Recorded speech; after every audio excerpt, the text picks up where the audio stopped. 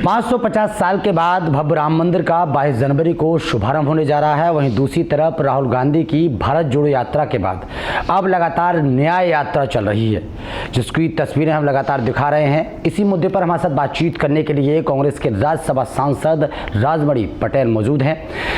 लगातार जिस तरीके से राम मंदिर का भव्य शुभारंभ हो रहा है, लगातार तमाम चैनलों पर तस्वीरें दिखाई जा रही हैं। वहीं पहले जब भारत जोड़ो यात्रा निकाली गई थी तब खूब तस्वीरों में अपडेट था, चैनलों पे अपडेट था कि राहुल गांधी जी यहाँ से यहाँ पहुँच गए हैं, यहाँ से यहाँ पहुँच गए हैं, यात्रा का मकसद क्या है। लेकिन अब न्याय यात्रा का अपडेट नहीं हो रहा है। क्या मानते हैं हम, आने वाले लोकसभा चुनाव में क्या बड़ा प्रभाव पड़ने वाला है इसका? देखिए, इस तरह की जो यात्राएं हैं, हाँ जी, हमेशा यात्राएं होती रही हैं। कभी छोटी रही हैं, कभी बड़ी रही हैं, कभी एक प्रदेश में रही हैं। लेकिन उस यात्रा का जो मकसद है, वो मकसद कि आज जो हमारा देश है, हमारे देश का चाहे वो किसान हो, चाहे मजदूर हो, चाहे बेरोजगार हो, चाहे महिलाएं हों, चाहे किसी वर्ग के लोग हों, आज किसी का हक और अधिकार सुरक्षित नहीं है। आज किसी का स्वाभिमान और सम्मान सुरक्षित नहीं है। और एक ऐसी स्थिति आ गई है कि अब लगता है कि मुल्क का क्या होगा। जो हमारी प्रजातांत्रिक संवैधानिक संस्थाएं हैं, उन संस्थाओं को कमज़ोर किया जा रहा है। जो हमारे संवैधानिक रास्ते हैं, उस रास्तों से हट करके चलने का, सरकार चलाने का प्रयास हो रहा है। ऐसे विषम परिस्थिति में राहुल गांधी जनता की आवाज़ बन करके, युवाओं की आवाज़ बन करके, दलितों की आवाज़ बन करके यात्रा निकाल रहे हैं। उनका मकसद यही है कि हर लोगों को न्याय मिले, कोई न्याय से वंचित न रहे, किसी का हक अधिकार न दबाया जाए, किसी का स्वाभिमान सम्मान न ठुकराया जाए। इसी वजह से यात्रा लेकर के निकल रहे हैं और अपार जन समर्थन मिल रहा है। इससे मोदी सरकार जो है घबरा गई है, और घबराई इसलिए गई है कि जिस चीज़ को हम छिपाना चाहते हैं, वो गली गली में राहुल गांधी उस सच्चाई को, हकीकत को बता रहे हैं। इसी वजह से दुर्भाग्यपूर्ण तरीके से आज उनके काफिले पर हमला हो रहा है, पोस्टर फाड़े जा रहे हैं, पत्थर चलाए जा रहे हैं। ये क्या साबित करता है? क्या ये प्रजातंत्र की निशानी है? प्रजातांत्रिक मूल्यों का तरीका है? इस तरह की कार्रवाई हो रही है तो निश्चित रूप से इसमें राजनीतिक षड्यंत्र की बू आती है, जो प्रजातांत्रिक मूल्य दुर्भाग्य है। और इसका जवाब, करारा जवाब इस देश की जनता आगे आने वाले चुनाव में देगी। राम मंदिर का दूसरा इशू है। राम मंदिर, राम सबके आस्था के प्रतीक हैं। हम भी राम को मानते हैं, भगवान को मानते हैं, लेकिन हम भगवान को श्रद्धा के हिसाब से मानते हैं, उनको व्यापार के हिसाब से नहीं मानते। कांग्रेस क्यों नहीं जा रही? उनको वोट का आधार नहीं मान रहे। कांग्रेस वही कह रहे हैं कि आस्था का सवाल है।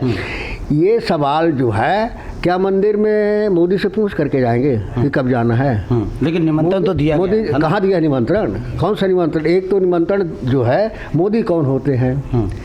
क्या ये धर्म का आयोजन जो हमारे धार्मिक व्यवस्था के आधार पर होना चाहिए, हमारी धार्मिक परंपराएं हैं, धार्मिक मान्यताएं हैं, धार्मिक मूल्य होते हैं, रास्ते होते हैं, उस व्यवस्था से धार्मिक कार्यक्रम किए जाते हैं।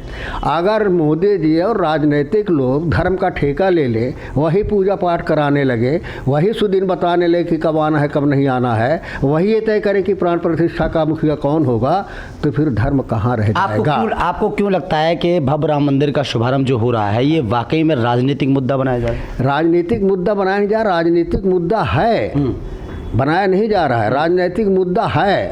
और राजनीतिक मुद्दा होने के कारण ये सब कुछ हो रहा है। हम कहते हैं कि धार्मिक मान्यताओं के आधार पर जो हमारे गुरु हैं, जो हमारे धर्माचार्य हैं, जो हमारे शंकराचार्य हैं, वो तय करेंगे ना कि सुदिन कौन सा है, किस दिन होना चाहिए। तो ये वो तय नहीं कर रहे हैं, ये आरएसएस तय करेगी, ये मोदी जी तय करेंगे। और मोदी जी बताएंगे हमको कि माने आज आना है, आपको भक्ति में दिखाना है, तो मोदी जी रास्ता बताएंगे। तो मोदी जी के रास्ते पे तो नहीं जाएंगे। हम लोग धर्म को मानते हैं और वो सब विरोध कर रहे हैं कि मंदिर अधूरा है। मंदिर में जो चीज़ें प्रक्रियाएं होनी चाहिए, जहाँ सीता बावली होली सब उसका एक विधान है, उस विधान के आधार पर जो चीज़ जहाँ होनी चाहिए नहीं है। पुरानी मूर्ति जो है जिसकी आज तक लोग भगवान मान करके वो पूजा अर्था करते रहते हैं, वो मूर्ति कहाँ है? वो मूर्ति वहाँ नहीं है। और कहते हैं राम को लेके आ रहे हैं मोदी जी आरएसएस। राम कहाँ गए थे? जिस दिन राम चले जाएंगे उस दिन हमारा शरीर नहीं रहेगा। हम राम को मानते हैं, राम हमारे प्राण हैं। आपको निमंत्रण आया? वो प्राण कहाँ गया था कि मोदी जी ला कर? राम को कौन ले गया था जो मोदी लेकर के आ रहे हैं? ये राजनीतिकरण नहीं तो क्या है? ये धार्मिक परंपरा नहीं, राजनीतिकरण है। तो राजनीतिकरण का विरोध है, धार्मिक आस्था का, धार्मिक कार्यक्रमों का कतई विरोध नहीं है। और जो मानते हैं उसका विरोध हो भी नहीं सकता है। हमें तो निमंत्रण जो मिला है, तो ये निमंत्रण हमें निमंत्रण इसी तरह का मिला है। सांसद गए तो कोई अभी हमको मिला नहीं, ये मिला है। तो ये निमंत्रण देने वाला कोई व्यक्ति नहीं है। निवेदक इसमें लिखा है श्री राम जन्मभूमि तीर्थ क्षेत्र। तो तीर्थ क्षेत्र हमको बुला रहा है कि आप आइए, यहाँ करिए। तो माने ये निमंत्रण कैसे मिला? क्षेत्र है, ये डाक से आया, डाक द्वारा। हाँ। आपके पास तब इस तरह का निमंत्रण वही, इसमें यही मोदी जी कहें कि निमंत्रण इसी तरह देना चाहिए। आपके यहाँ शादी ब्याह हो, कोई उत्सव हो, धार्मिक हो, कथा हो, तो लोगों को बुलाइए कि आप आइए, कथा सुनिए। आप सादर आमंत्रित हैं। और निवेदक में लिख दिए कि फलाने की सार, फलाने की बावली, फलाने का बगीचा, तो लोग चले आएंगे। अब ये कहा जा रहा है कि ये कहा जा रहा है कि राम मंदिर का भव्य शुभारंभ हो रहा है। आगामी लोकसभा चुनाव में बम्पर जीत के साथ बीजेपी आने वाली है, क्या मानते हैं? ऐसा है कि ये जो है नकली राम के सेवक हैं, असली राम के नहीं हैं। असली राम तो वो है जो सेवा को महत्व देता है।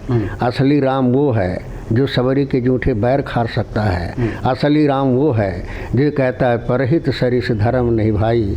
परहित जैसा कोई धर्म नहीं है जो राम ये कहता है।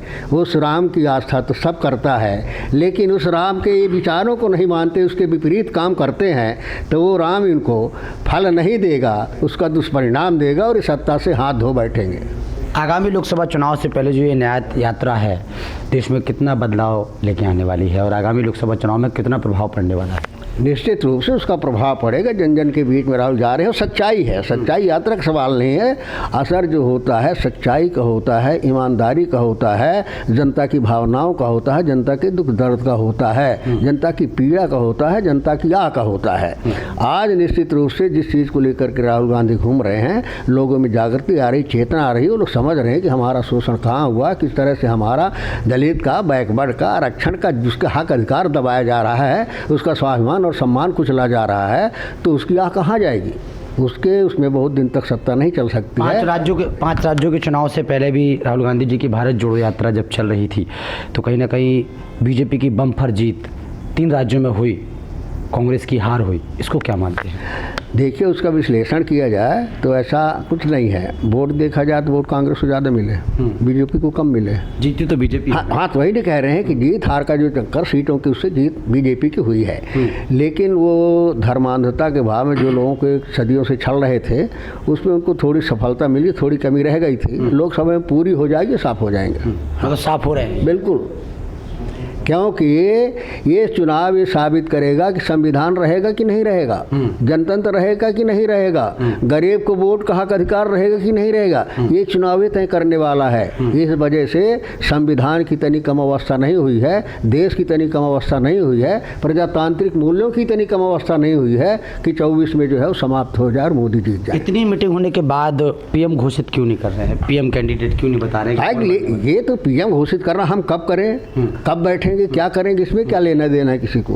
मोदी से क्यों परेशान है? जब समय आएगा वही तय हो जाएगा। बीजेपी इसी को लेकर तो बोलती है कि बारात इकट्ठी हो रही है, दूल्हा नहीं बता रहे हैं। नहीं तो दूल्हा नहीं बता रहे तो उनको फायदा है ना। उनके पेट में दर्द क्यों हो रहा है? हम अपना दूल्हा जब बताना होगा तब बताएंगे, जब समय आए तब बताएंगे, सही समय पर बताएंगे कि मोदी के कहने पर बताएंगे। और उससे मोदी को घबराने की क्या जरूरत है? मोदी अपना देखें। न्याय यात्रा के माध्यम से क्या संदेश है देशवासियों? न्याय कहते हैं कि देशवासियों जागो जागो, अपने हक अधिकार की लड़ाई के लिए, देश के भविष्य के लिए, संविधान की रक्षा के लिए जागो और इनको दुभाषियाओं को, डबल चेहरे वालों को, कथनी करनी अंतर वाले को, मुख में राम बगल में छुरी वालों को परास्त करो, तभी देश बचेगा, मजबूत होगा। चलिए, बहुत बहुत शुक्रिया आपका। तो सुना आपने, राजमणि पटेल हमारे साथ जुड़े हुए थे, लगातार राम मंदिर पर बातचीत हुई और लगातार न्याय यात्रा पर बात हुई। उन्होंने कहा कि आगामी समय में, आगामी 2024 में लोग जागेंगे और सरकार बदलेगी, बीजेपी हारेगी, कांग्रेस आएगी, लेकिन ये आने वाला वक्त बताएगा, क्योंकि इससे पहले भी राहुल गांधी की भारत जोड़ो यात्रा हुई और 5 राज्यों में चुनाव हुए, कहीं ना कहीं बीजेपी की 3 राज्यों में जीत हुई और अब न्याय यात्रा ये क्या करने वाली है, क्या संदेश देने वाली है, ये तो आने वाला वक्त बताएगा। कैमरामैन के साथ ब्रजेश कुमार,